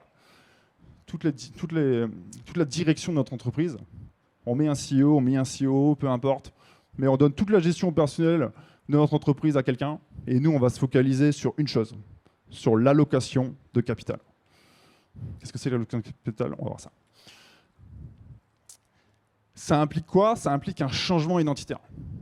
Maintenant, on devient finalement investisseur. On n'est plus chef d'entreprise, on n'est plus CEO. Nos produits, c'est peut-être plus ce qu'on vend. C'est peut-être nos business. Ça, on va voir ça. Donc, on va vraiment se concentrer sur la création d'actifs, qui est pour moi de loin le meilleur actif. Petit exemple, c'est le dernier exemple en date qu'on a fait nous dans le conglomérat. C'est pour une de nos entreprises à se lancer. C'est un centre de formation pour créer. On aide des gens à créer des marques e-commerce sans dropshipping, le clivage. C'est une entreprise qui dépense à peu près 50 000 € de pub par mois. Et comme tous les lundis, moi je me promène sur Dotmarket. Je sais pas si qui connaît Dotmarket. Ok. C'est cool, hein? Dotmarket, c'est une marketplace qui vend des sites en ligne, en fait, hein, tout simplement. Et je vois un blog qui fait des articles de blog sur la stratégie e-commerce. Et il vend ça 104 000 € pour 60 000 visiteurs. Bon, moi, j'y connais rien en blog. J'appelle Olivier de Blogueur Pro, Olivier Roland. Il me dit, je lui demande combien je peux espérer de transformer de visiteurs en lead. Il me dit, si t'es une chèvre, 2,5%. Si c'est standard, 5%. Si t'es très bon, 10%. Je dis, ok, merci. Je vais partir du postulat que je suis une chèvre. Mais 2,5% fois 60 000 visiteurs, 1500 pour les non-matheux. Dans cette niche-là, on a 10 € le lead. Donc sur Meta, sur YouTube, tout ça, c'est 10 € à peu près. On va dire que c'est la même chaleur de lead. On va pas prendre des trucs compliqués. 10 € fois 1500, 15 000 €, j'espère que j'ai perdu personne. 15 000 € par mois, ça me génère. Donc c'est un investissement que je rembourse en 6-7 mois. Et là, qu'est-ce que je fais? J'ai créé un actif. Derrière, j'ai structuré mon entreprise à une branche d'activité supplémentaire. Quand je voudrais le vendre, je pourrais vendre que la branche d'activité, je pourrais vendre l'ensemble, je pourrais valoriser tout ça beaucoup plus. Derrière, dans 7 mois, j'ai valorisé tout ça. J'ai 15 000 € de lead qui tombent tous les mois à 0 €, parce que dans 6 mois, ça sera remboursé. Derrière, j'ai acheté une activité qui a des systèmes, qui a des gens qui sont déjà en train de rédiger des blogs. Donc en fait, je peux lever de l'argent à la banque. Donc j'ai l'effet de levier d'argent, j'ai l'effet de levier du temps avec les gens, et j'ai l'effet de levier du système. J'ai tout en un. Donc l'objectif aujourd'hui, c'est vraiment de s'ouvrir, ouvrir son esprit, son champ des possibles. On n'est pas obligé de dire tiens, moi je suis entrepreneur, ok j'étais salarié, j'étais en burn-out, machin, je suis passé à faire ça, autre chose. On peut voir plus loin, on peut aller plus haut. Tout à l'heure, je disais que moi mes produits, c'est pas ce que je vends à mes clients finaux. Moi mes produits, c'est les business, c'est mes activités, c'est mes actifs. Si je dois arbitrer mes actifs, en vendre, en racheter un parce que c'est plus rentable, why not? Donc quand tu changes ton paradigme et que tu dis maintenant, tes business, c'est tes produits, tout est possible. Tu peux passer sur le terrain, sur la pelouse, en short, à posséder vraiment le stade, le club, ton palais en face de la mer, et tu dis au revoir au T2 de la Marina. Merci.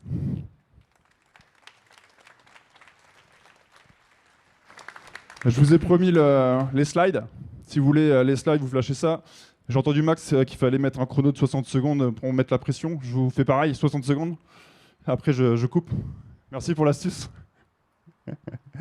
Donc, tu as les slides et puis j'enverrai aussi les 7 étapes pour vraiment passer de solopreneur à véritable CEO. En tout cas, véritable CEO de ma définition, parce que chacun d'entre vous ici a votre propre définition. Mais je pense que ça peut être intéressant de ressortir ça. Merci.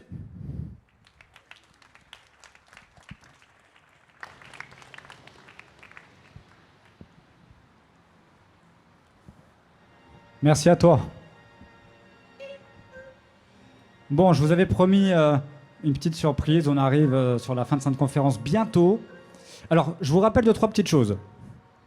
La conférence se termine d'ici 15 minutes, mais on va continuer donc avec du networking. Alors, ne vous en faites pas. Vous allez voir, on va retirer toutes ces chaises. Ça ne veut pas dire que c'est terminé, mais il y a une petite jonction entre les deux. C'est la première petite chose. La deuxième, qu'est-ce que je voulais vous dire? On a un concept qui est déposé chez Mage pour vous aider à connecter, à vous rencontrer. On sait que c'est jamais facile lors d'une soirée d'aller vers les autres. Et surtout, on souhaite optimiser dans un temps réduit eh bien, les rencontres. Donc lorsque vous allez entendre eh bien, cette cloche, on vous invite à arrêter de parler avec la personne avec qui vous parliez et de vous tourner vers la personne que vous ne connaissez pas pour vous présenter, etc. Voilà. Bref, petite chose aussi, je sais que vous allez faire des stories ce soir, n'est-ce pas? Vous allez faire des stories ce soir. N'oubliez pas le hashtag MageAgency pour nous aider, pour participer à ce projet, etc. Et je vous demande de faire un tonnerre d'applaudissements pour Michael Lamy.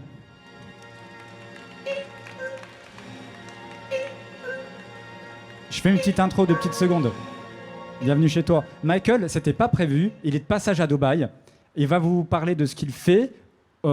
Alors je vous rassure, on va se limiter à peut-être 10-15 minutes ensemble, mais il sera là sur la partie networking. Donc si on n'a pas le temps d'aborder votre propre rêve, votre propre inconscient, n'est-ce pas? Vous pouvez le retrouver après. Il se fera un plaisir de pouvoir en tout cas vous aider. Bienvenue. Bonsoir à tous, je suis ravi d'être là. On va parler de rêves, de ceux qu'on fait la nuit, et on va parler d'interprétation. Je vais commencer par une introduction un peu spéciale parce que je vais vous parler de ChatGPT. On va dire qu'est-ce que c'est, quel rapport avec les rêves. En fait, je ne vais pas vous parler de ChatGPT, je vais vous parler des personnes en France, parce qu'ici je pense que tout le monde utilise ChatGPT, mais des personnes en France qui ne l'utilisent pas. Quand on leur pose la question pourquoi vous ne savez pas de ChatGPT, on a des réponses vaseuses. Je sais pas, il n'y a plus d'efforts. C'est nouveau, la data, tout ça. En fait, en réalité, ils n'ont jamais essayé de ChatGPT. Et d'ailleurs, c'est les mêmes personnes qui disent du mal de Dubaï. C'est souvent les mêmes personnes qui disent « Ah, Dubaï, j'aime pas ». Pourtant, avec ChatGPT, on peut avoir des réponses sur tout. C'est une mine de connaissances.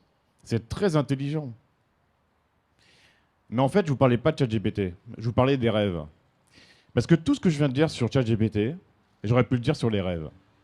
Et moi, aujourd'hui, je considère que ne pas utiliser ChatGPT, c'est une forme de folie. Ça veut dire qu'on se passe d'une formidable mine d'informations et d'une intelligence incroyable. Mais maintenant, je vais le reprendre. Ne pas se servir de ses propres rêves, c'est passer d'une source incroyable de connaissances, d'une capacité à prendre des décisions et d'une intelligence incroyable. Alors ça pose la question, mais qui écrit les rêves? Est-ce que c'est d'où ça vient? Est-ce que c'est juste un cocktail de neurotransmetteurs? Une sorte de délire chimique? Ou alors est-ce qu'il y a un écrivain, quelqu'un qui écrit les rêves? On peut appeler ça l'inconscient. Ou peut-être que c'est une partie de nous-mêmes qui est plus intelligente que nous, parce qu'elle n'est pas limitée à... Elle n'a pas nos propres limites, elle n'a pas une boîte crânienne, un cerveau qui a une limite, un volume. Mais peut-être que c'est une partie de nous-mêmes qui n'a aucune contrainte, aucune limite, qui n'est piégée dans aucun contexte et qui ne demande qu'une seule chose, c'est de nous aider. Alors si cette partie qui ne demande qu'à nous aider, qui nous connaît parfaitement, au-delà de nos limitations, on peut l'interroger, on peut lui poser des questions, on peut aller choper les messages. Je dis que c'est une folie de ne pas s'en servir. Et on peut s'en servir dans tous les domaines, comme ChatGPT. Au niveau amoureux, au niveau business, pour des questions futiles, pour des questions stratégiques.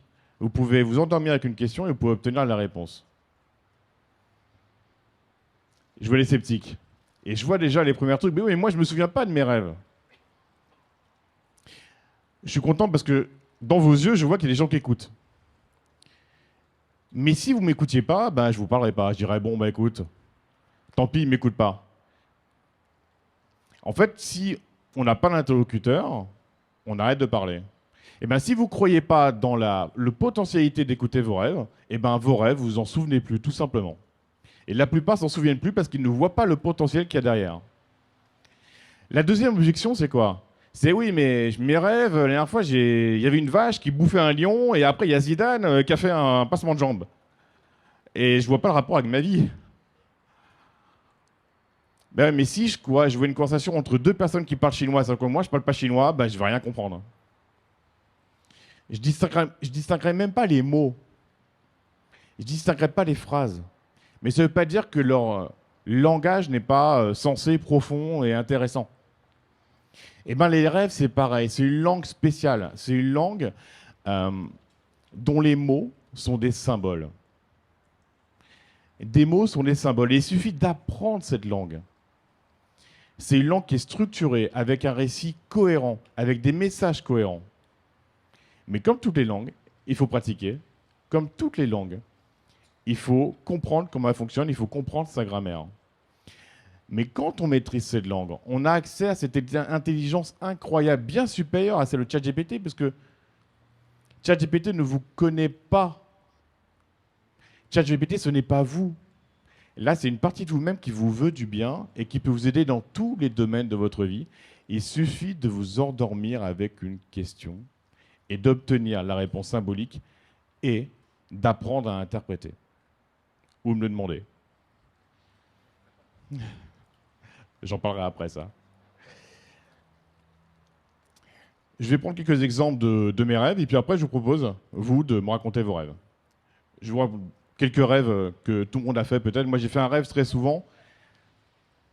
Un rêve que je faisais très souvent, c'était, malgré le fait que voilà, j'ai des diplômes, j'ai fait mes diplômes, mais dans mes rêves, je repassais mes examens. Et j'ai fait ce rêve, c'est un rêve récurrent que j'ai fait très souvent. Et à chaque fois dans le rêve, je me dis, mais pourquoi je repasse l'examen? Je l'ai déjà eu ce diplôme, mais pourquoi il faut que je retravaille?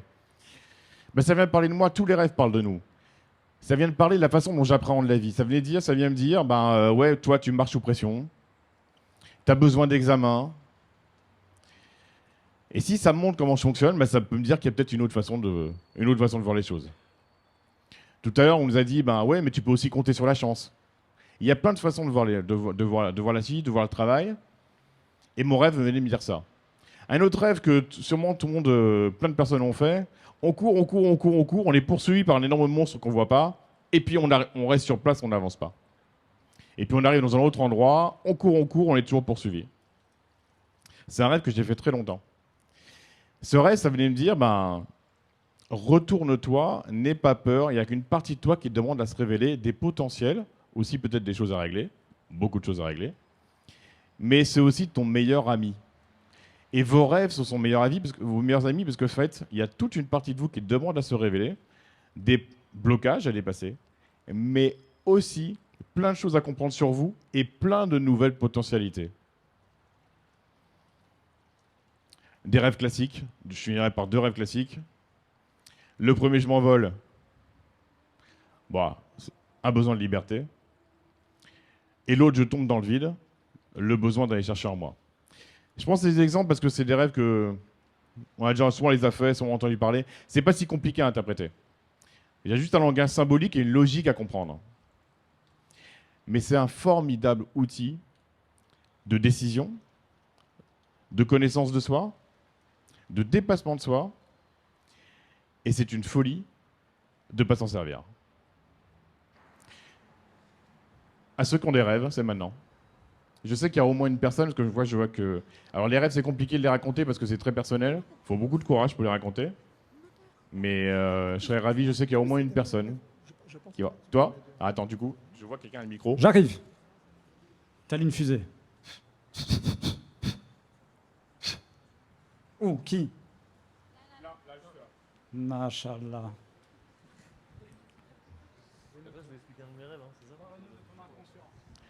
Alors, ça peut être une question ou raconter un rêve. Non, en fait, on était en train de débattre. Moi, je suis boxeur. Ouais. Et je pense que ça touche pas que les boxeurs. Je fais souvent, alors pas en ce moment, mais ça m'est arrivé pas mal de fois de faire un rêve où j'ai l'impression de me battre contre quelqu'un, mais j'ai les coups qui arrivent vraiment genre à 2 à l'heure et j'ai aucune force. Je sais pas si ça arrivait à quelqu'un. Toi, Ouais. t'as aucune force? Ouais. Dans le rêve, t'as moi, pas de force? j'ai aucune force et j'ai l'impression d'être un chamallow, quoi, tu sais. Alors, en fait, dans les rêves, tout est nous. La matière des rêves, ça peut être notre quotidien, donc ça peut être le fait que tu sois boxeur. Mais ça vient dire quelque chose forcément de plus profond. Ça parle un peu comme, tu vois, quand je parlais tout à l'heure de mon propre rêve où je passais des examens, c'est un peu des rêves similaires où ça parle de ton rapport à la vie. Tu vois, moi, ça parlait de mon rapport à la vie, mais de mon rapport au travail, où j'étais toujours dans une sorte d'effort par rapport à des contraintes. Et là, en fait, tu te bats contre toi-même, en fait. C'est comme si tu t'opposais à une partie de toi à ta propre adversité, que tu crées de la propre adversité, ta propre dualité en fait. Alors qu'en fait, il y a juste c'est juste la prise ne soit plus dans le combat en fait. Tu peux être un très bon boxeur, mais dans la vie ne pas avoir besoin de combattre. Je sais plus qui c'est qui a dit tout à l'heure, qui a dit oui mais on peut compter sur notre chance dans la vie. Tu vois, c'est vachement intéressant, tu peux compter sur ta chance. Et moi, Mais- quand je passe des examens, bah en fait, tu vois, moi aussi, je peux dire, attends, arrête de passer l'examen, compte un peu sur ta chance. Donc là, en enlevant complètement le contexte que je sois Moi, je boxeur, pense qu'il faut carrément l'enlever même. et du coup, qu'est-ce que je dois en tirer de cette... concrètement, comment je peux l'interpréter C'est ton rapport à la vie, c'est pas quelque chose où tu peux claquer les doigts et changer. Tu as un Non, rapport à la vie qui est, si tu veux, qui est dans une forme de combativité. Alors qu'en fait, tu peux Faut juste kiffer, quoi. Tu peux, comment Faut juste kiffer, quoi. Non, attends, c'est pas si simple de fait. Tu vois, ce serait trop simple de dire ça. Ce serait trop simple de dire ça, c'est, tu vois, on peut pas faire une introspection en 3 minutes, tu vois, mais en fait, un rapport à la vie, ça peut être, tu peux compter ce côté combatif quand on a besoin, mais il y a différentes facettes, on a 12 différentes facettes d'expression. Tu vois, par exemple, je prends cet exemple-là parce que je trouve que c'était intéressant. En fait, on peut aussi compter sur notre chance. On peut aussi compter sur les relations humaines qu'on va faire, sur les nouvelles opportunités et sur aussi kiffer. Mais tu vois, je vais pas te dire, ouais, attends, carpe diem tout de suite, vas-y, prends des sirops et kiffe la vie et tu vas devenir riche. Tu vois, non. Tu vois, en fait, il y a différentes facettes. Mais en gros, ta facette principale, c'est celle-là. Elle peut être utile, mais de quelle manière elle te nuit également. Et puis en plus, elle te retire de la force. Qu'en fait, quand tu dis, mais oui, mais moi, j'arrive pas à porter les coups, je suis tout ramolli. Parce qu'à un moment, ça t'use. Tu veux pas être toute la vie dans le combat. Ah, tu t'épuises au bout d'un moment. Voilà. Je te remercie. Avec plaisir. Je souhaite, n'hésitez pas. Le premier, c'était le plus dur. Est-ce qu'il y en a d'autres? Moi, je parle pour vous. Ah, c'est une Ouais. question. On y va. Mes rêves sont trop illuminés pour en parler ici. Tous les rêves sont éliminés. Ouais, c'est sacrément taré quand même. Non, je t'assure que non. Je t'assure que non. Petite question, on a découvert il y a quelques mois maintenant ce qu'on appelle la vague de la mort. Donc le fait qu'au moment où on décède, il y a beaucoup d'expériences de mort imminente qui le racontent, où en fait pendant quelques minutes le cerveau divague, on est dans un univers de rêve d'ailleurs, et on a pu enfin mettre des mots dessus d'un point de vue scientifique. Est-ce que pour toi on se rapproche de ça quand on va sur le domaine du rêve? Je vais botter en touche parce que c'est pas mon sujet. C'est pas mon sujet. Si tu veux, moi, c'est des choses qui m'intéressent comme toi. Mais je ne l'ai pas vécu. Moi, je fais des parallèles sur d'autres sujets. Par exemple, les gens qui font de la méditation, ou par exemple la méditation guidée, où on les emmène dans une prairie et que d'un seul coup, ils voient sauter une sirène. On peut l'interpréter de la même manière qu'un rêve. C'est un peu le même message. Et c'est une façon, en étant dans la vie de tous les jours, d'aller choper des messages et d'avoir des feedbacks par rapport à soi-même. Le sujet que tu abordes, c'est un sujet passionnant. Mais si je commençais à te répondre, je spéculerais ou je te livrerais mes impressions. Et j'ai pas. Oui, mais moi, je connais plusieurs personnes qui ont fait ce genre de choses, qui l'ont vécu. J'en connais au moins 2. Je pense que, de mon point de vue, on est dans un rapport à l'au-delà. Ok. D'accord, on est dans un rapport à l'au-delà. Quand on y croit. Moi, je pense que c'est un rapport à l'au-delà. On n'est pas dans un rapport symbolique, dans un message à nous-mêmes. Tu vois. Ce qui est intéressant, c'est que les gens ils m'ont dit qu'ils avaient le sentiment d'être omniprésents et d'être omniscients. Alors je te pose la question parce que j'ai fait cette expérience. Ah, tu avais l'expérience. Bon, tu as peut-être vécu ça, d'être omniprésent et d'être omniscient. Tu as pouvoir être à plusieurs endroits, à plusieurs moments.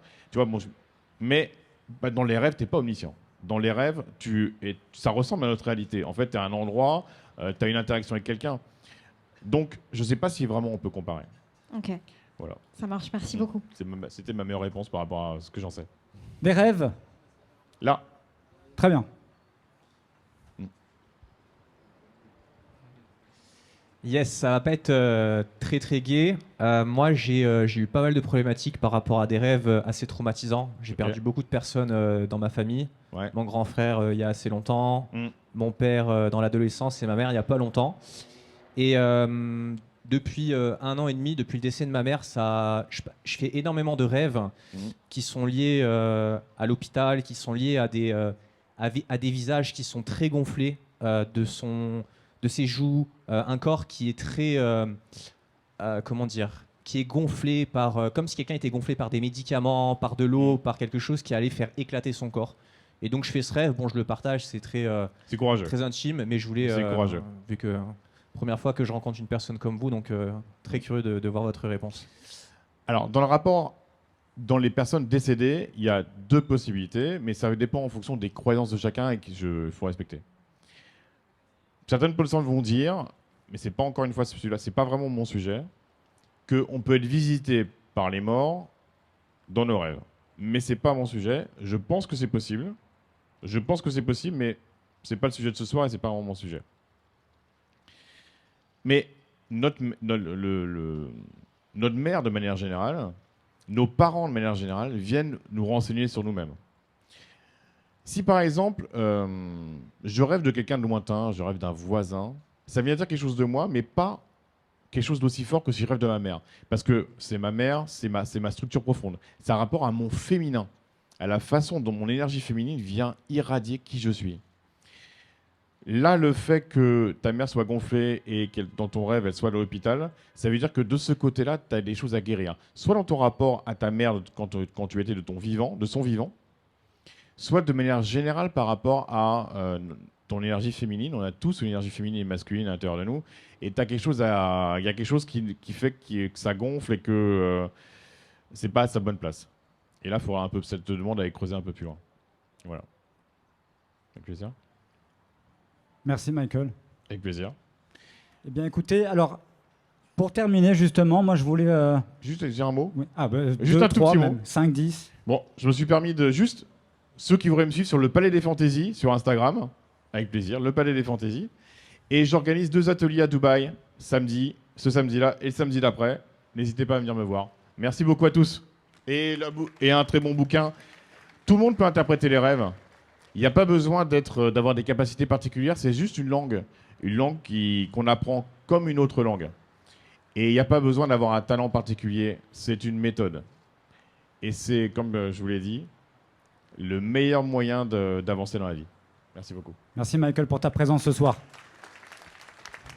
Avant de terminer, je voulais vous dire, j'ai la présence et j'ai la chance d'avoir ce soir la présence de mon papa pour la première fois au Maj Business Club. Alors il est déjà venu à Dubaï et alors je voulais en profiter déjà pour le remercier. Vous pensez bien parce que voilà, c'est ce que je suis aujourd'hui.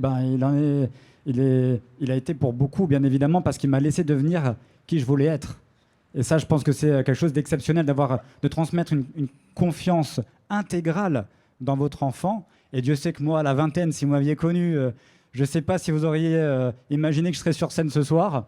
Donc voilà, je voulais surtout qu'on applaudisse tous les papas, dont le mien ce soir, et qui sont là ou qui sont partis. Mais en tout cas, tous les papas, c'est maintenant. Prenez soin de vous, on se dit à très vite. Ciao, ciao.